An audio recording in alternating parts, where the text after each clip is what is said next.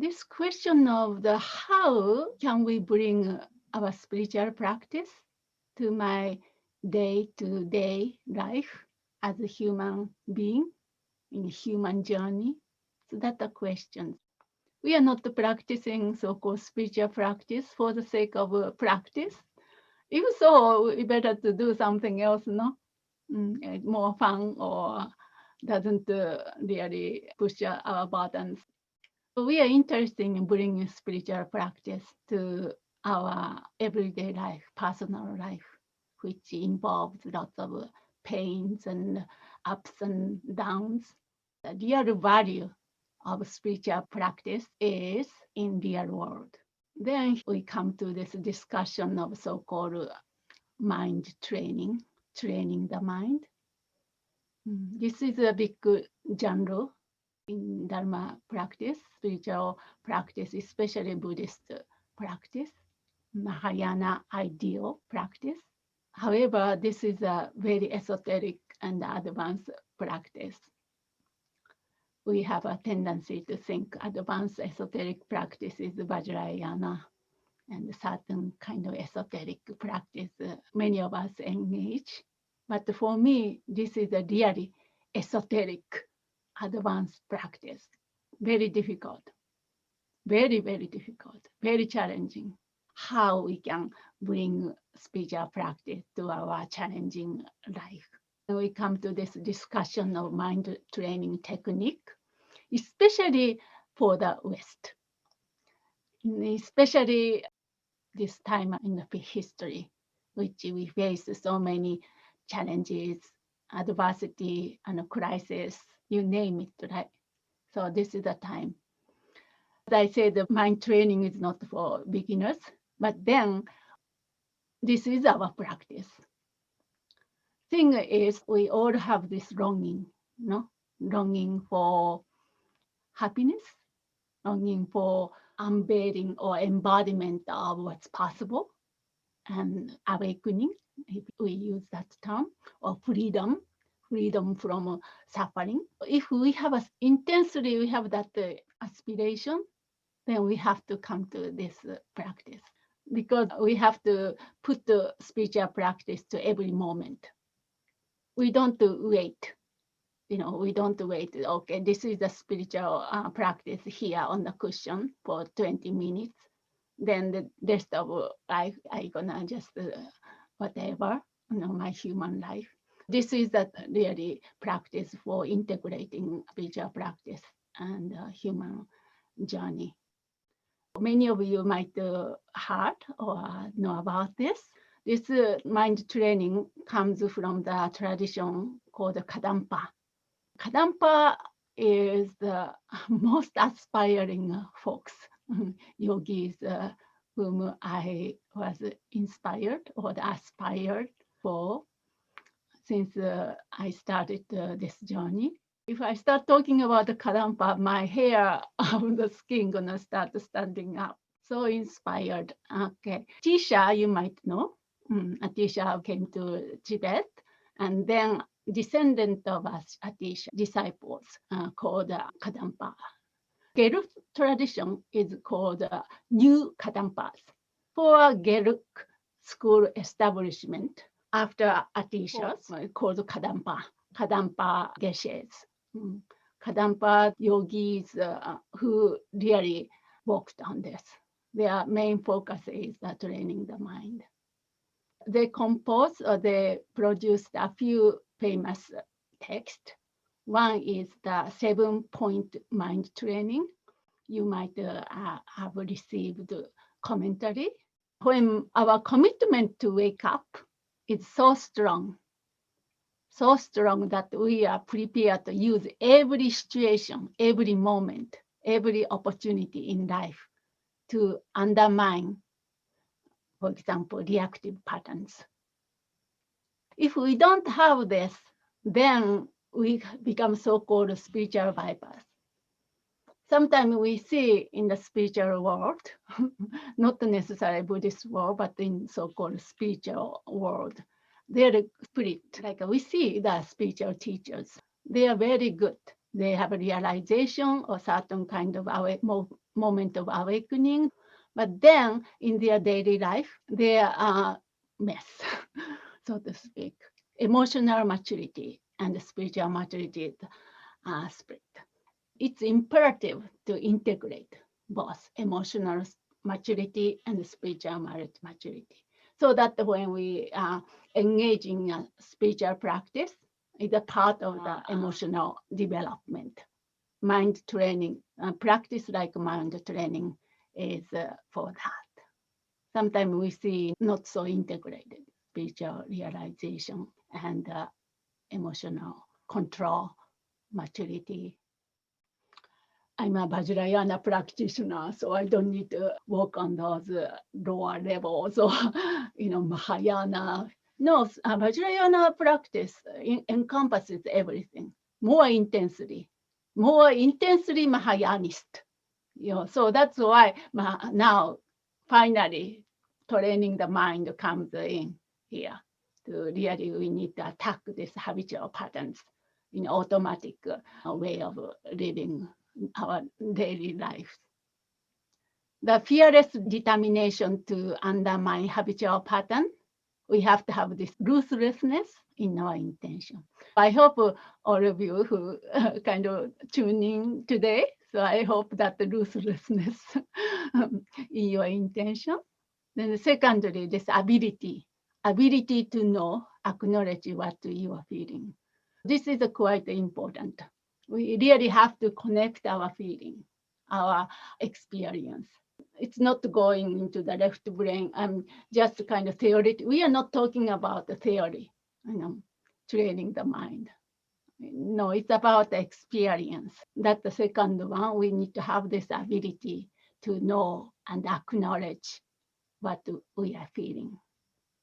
To do that, we have to have this ability to maintain attention in the face of reactivity. We have to have an ability or capacity to step back, so to speak. Those three things are required for training the mind, at least. That's what I feel. Fearless determination to cut through or undermine the habitual patterns.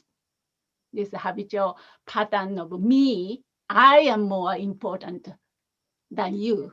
What's the logic? That's habitual pattern. We are living our life based on our habitual patterns. Have we ever stopped and thought about that? If not, this is the opportunity. What's the difference between me and others? Other people suffering and me suffering, or my kids suffering. What's the difference? Suffering is suffering. Same nature. So we need to deconstruct, so to speak, our habitual patterns. Then for that, we need the ability to know, acknowledge how am I feeling really, connecting, not going to the, okay, supposed to think about other people are important, so I will do that. Otherwise, I'm not a good practitioner. Nothing like that. So just connect. How am I feeling? What's my reactivity here? So may not feel comfortable. That's another way to say. Push lots of buttons. But we want to be pushed buttons. That's what Kadampa did. They're really happy to be pushed buttons so that they can mature emotionally and spiritual progress. No difference between spiritual and human journey. For that, we need to have this mindfulness or attention skill cultivation in the face of reactivity, so that we don't just automatically whatever. We have to have the ability to, oh, I'm angry right now. How does that feel in my body? It doesn't mean we are accepting whatever arises. No, just from our side, we have this capacity to step back and allow the wisdom to respond in a more aligned way instead of just speaking back, shouting or whatever. Idea is why we want to do that. idea is this self-cherishing. We need to attack, so to speak, destroy this self-cherishing. I just need to clarify this terminology, the self-cherishing. So this is a technical term. It's nothing to do with diminishing the value of self. Self-cherishing means to feel the sense of me is more important than others. Me first. That sort of things. Versus cherishing others, cherishing others, cherishing self and cherishing others. In fact, cherishing others is based on this real understanding of this value of self being importance. Importance means like a deeper level, this Buddha natures. Understanding of all beings, exactly like me. All beings have this innate goodness in the deeper level, no matter how it appeared, no matter how different political opinion I have. That I wanted to, especially in the West, I need to clarify this terminology, self-cherishing, attacking self-cherishing.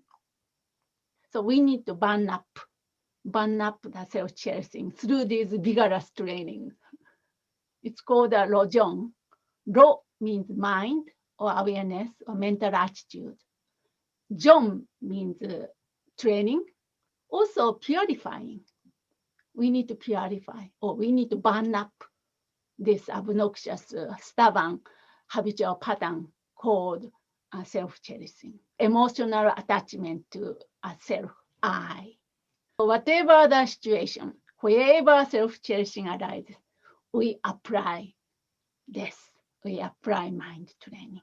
So that sort of determination required. For that, we start with really allowed oneself to be with one's own self. Many of you have been practicing, so I don't need to maybe repeat, but we have to have this capacity to be just sit quietly, allow just to be with my own self, your own self, perhaps using a deep breathing meditation technique, then observe without any expectation. In terms of a specific practice, Tonren practice, we practicing in this community quite a bit. There are many levels or many ways to practice Tonren, but is one of that, one of mind training, and transforming the adversity onto the path. Also, we practice in this community is a part of mind training. This is self-awareness is important.